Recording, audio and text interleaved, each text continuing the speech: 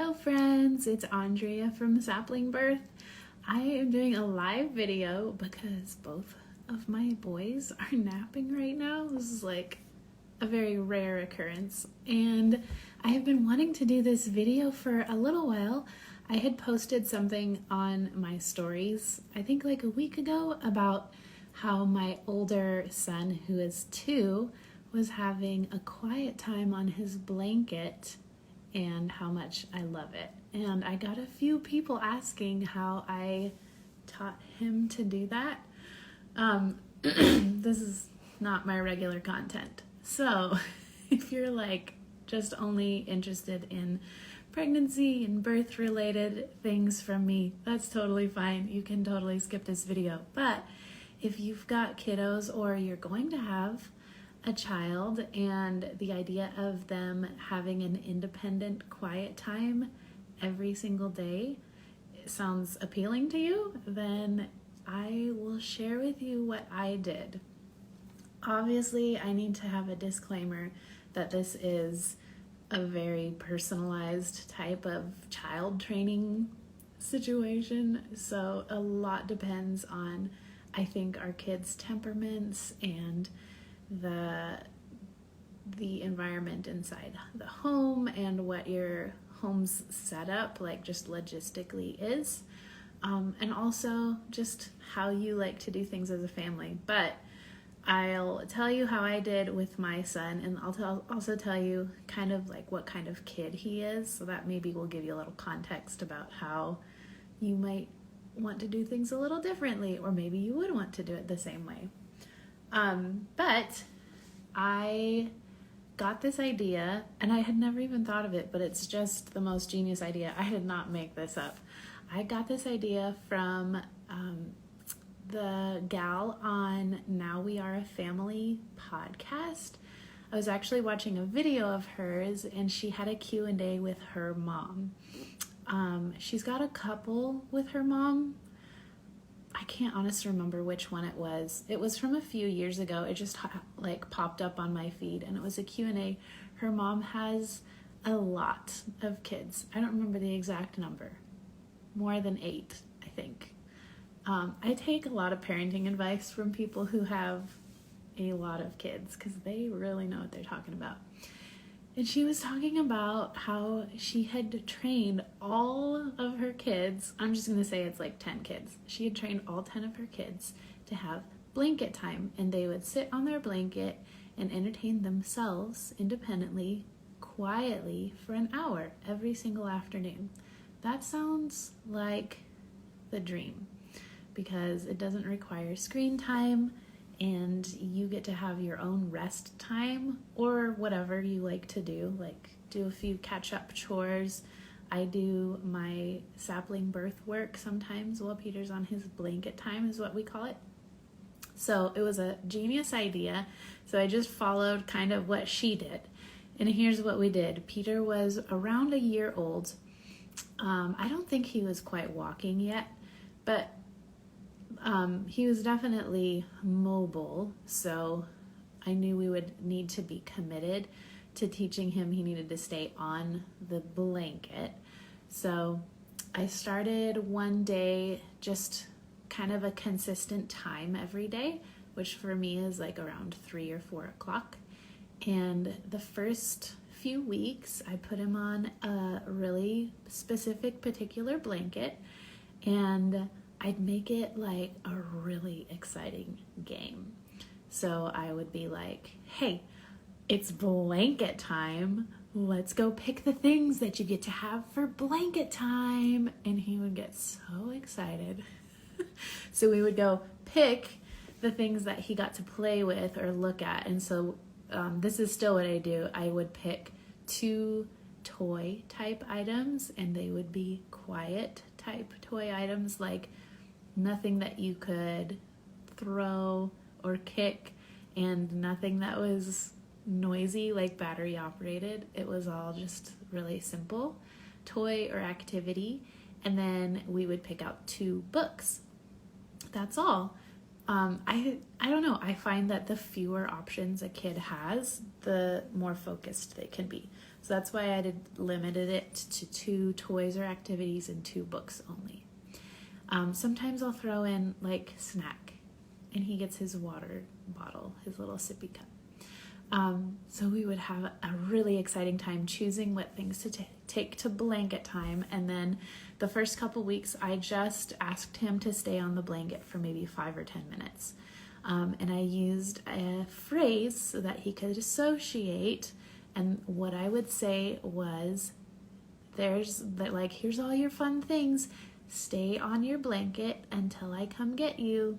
And then I'd give him like a kiss or something. Just trying to make it really lighthearted and like it was a fun activity that I had planned for him on purpose. And I will say, temperament-wise, my kid is pretty chill. So he very easily sat on that blanket for 5 or 10 minutes. That was like not an issue for him. I know a lot of kids could be more easily distractible or way more active. And my son's pretty active, but he doesn't have a lot of trouble like just sitting and being focused if he needs to be. But for a few times, just because I needed to communicate to him that he actually did have to stay on his blanket, not just because he wanted to, but because I told him to. A couple times he would crawl off, and I had to, go get him and put him back on and correct him and say, no, you need to stay on your blanket until I come get you. And honestly, it didn't take a lot for Peter to realize what the game was and that he needed to stay put. It depends on how committed you are to it. I was really committed, so I was willing to put consequences if he was disobedient about it. That's totally your personal preference. If you want to be really committed to it, you need to have a plan for if your child is disobedient and gets off their blanket. But Peter didn't really have a lot of trouble with it, and I think it's because we made it so fun, and also because he's a pretty chill boy. The other thing that I did is I would put the blanket in a new spot every day. So I'd put it in front of a window one day. We live on kind of a busy street, and he liked to watch the people walking or the cars going by. I'd put it in the kitchen if I was going to cook. I'd put it behind the couch. I'd put it in the hallway, just to kind of make it a little bit more interesting for him.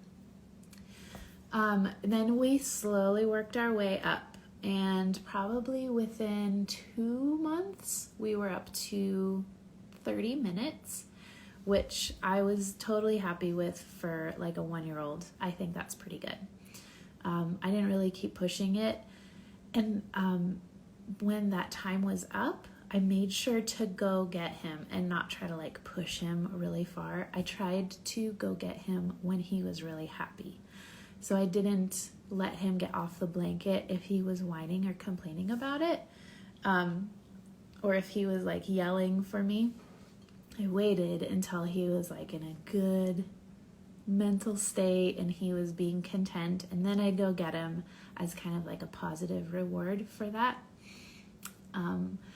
And we worked our way pretty easily up from 30 minutes to now he'll do 45 minutes to an hour, and that's kind of what I've capped it at. I don't need him to go longer than an hour.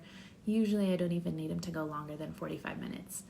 And it's pretty much our daily routine, and it's been really, really nice. I actually think it's good for him mentally to have that moment in the day where he needs to focus and just kind of chill. And it kind of resets him, especially as you get closer to evening. You know how kids get like really wound up and like a little bit cranky in the evenings. Sometimes I feel like the blanket time thing resets him a little bit mentally. Let's see. The other thing I try to do is I try to do some sort of like active thing right before blanket time. So if we go on an afternoon walk or we go out to like a playground or something, I'll do that really physically active thing before, And then that way his body is like ready to sit still, because you are asking your child to sit still for a long amount of time. So it's easier for them if they've gotten their wiggles out ahead of time. Sometimes I give him a little snack on the blanket if he's due for a snack, just kind of as a treat. We've always just tried to make it fun and like a game. So I think he still feels like it's a game. He gets to go pick his activities. One thing that I started partway through all of this, just this year, is I sorted all of Peter's toys, and I took a lot of things that were more activities, like something that you could build, like his trains or his little like screwdriver robot building toy or magnet tiles, things like that. I sorted those out, put them all in individual bags, and put them away in a cupboard. So they're all in a really specific little cabinet that we've got. So they're not out all the time. He doesn't get to see them all the time. Those are the toys and activities we choose from for blanket time because they're special. And he knows that he doesn't get to just go in that cabinet and get any old toy out that he wants. Those are specifically for his quiet time, his blanket time. So that has been really helpful too, because then it's a little extra special, if that makes sense. I think that's kind of all the details. It's just been something that's worked out really nicely for our family. I think with our next kiddo and any kids that follow, I'll just implement it like right away. Like I've got an infant right now, and during Peter's quiet time, he's just a tiny baby, so sometimes I need to hold him and nurse him and things like that, but we'll try just for little bits of time to have even babies just be in his swing or be on a blanket on the floor looking at some interesting things, having his tummy time. That'll be part of his blanket time. And then as he gets older and can communicate a little bit and he gets mobile, I'll probably need to do a little bit of training with it, but hopefully because he's so used to it already, I'm not going to need to do a lot of correcting or anything like that. That's the plan. It's worked out so nicely. One, I just get a break in the afternoons for like an hour. Amazing. Without having to use a screen. Double amazing. And there's been a few times where I've had an appointment or something outside of the house, and I haven't been able to leave Peter with anybody, so I've taken him with. And I bring that specific blanket, and I bring some really fun toys and books and get him all set up, and he'll stay on his blanket in like a setting where I really don't want him to be running around, like a meeting at church or a doctor's appointment or something. He will stay on his blanket and play, and he won't really talk to me or try to be disruptive. It's really, really nice. Oh, that was the other thing I was going to mention, is that when he's on his blanket, this is totally personal preference, but I actually, depending on the thing, I kind of ignore him if he's talking at me, because this is meant to be quiet time.